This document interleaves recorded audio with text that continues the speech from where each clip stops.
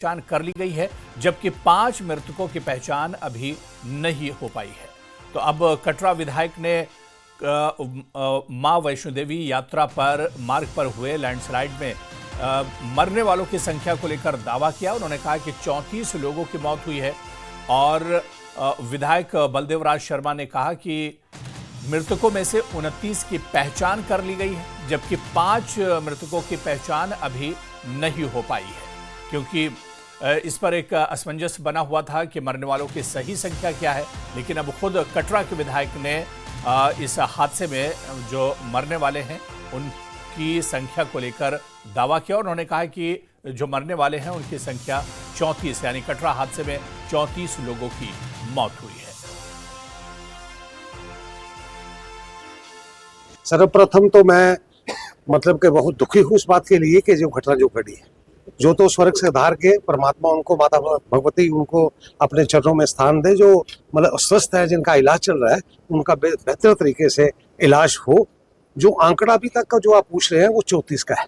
34 में जो है वो, जैसे मैंने पता किया है माता वैष्णो देवी श्राइन बोर्ड से भी और हॉस्पिटल विजय जी से जो है इंचार्ज है, उनसे पता जो किया, उसमें 29 जो डेड बॉडी है वो आइडेंटिफाई हो गई है। 5 जो डेड बॉडी है वो अनआइडेंटिफाइड है। एक तो ये सबसे ये बात है कि ये सारे के सारे लोग 34 के 34 ये नंबर वाले थे, आरडीएफ वाले थे, जिनकी पहचान पूरे तौर पे हो गई है। और पहचान होने के बाद बाकी का आपने देख ही लिया है। और जैसे आप कह रहे हैं कि रेस्क्यू हमें भी यहाँ के ड्राइवर जो श्राइन बोर्ड के और खास तौर पे विजय जी जो यहाँ पे हैं, उनसे जब पूछा है तो उन्होंने यही कहा है कि रेस्क्यू का जो ऑपरेशन है वो मोस्टली मतलब के पाइतम मिल तक पहुंच गया। और इस बीच सांसद जुगल किशोर ने विधायकों के साथ कटरा का दौरा किया है। उन्होंने माता वैष्णो देवी यात्रा ट्रैक पर घायल श्रद्धालुओं से मुलाकात कर उनका हालचाल जाना। इस दौरान उन्होंने बताया कि अब तक 34 श्रद्धालुओं की मौत की पुष्टि हो चुकी है। साथ ही उन्होंने कहा कि हर संभव मदद के लिए श्राइन बोर्ड पूरी तरह तैयार है। मैं भगवान से प्रार्थना करता हूं कि जो चले गए उनको अब अपने चरणों में स्थान दे और बाकी जो हैं वो जल्द स्वस्थ हों। इस समय हम नारायणा हॉस्पिटल में हैं और आप देख रहे हैं कि जहां पर जो घायल हैं उनका अच्छे से इलाज चल रहा है। और जैसे कि डॉक्टर जसपाल शर्मा जी ने हमें बताया कि जहां पर 15 लोग आए थे जो कि घायल थे, 15 में से 14 इस समय भी जहां पर हैं उनका सही तरीके से इलाज जो है वो चल रहा है। और एक जो है वो स्व इच्छा से हॉस्पिटल से बाहर जो है वो चले गए हैं। और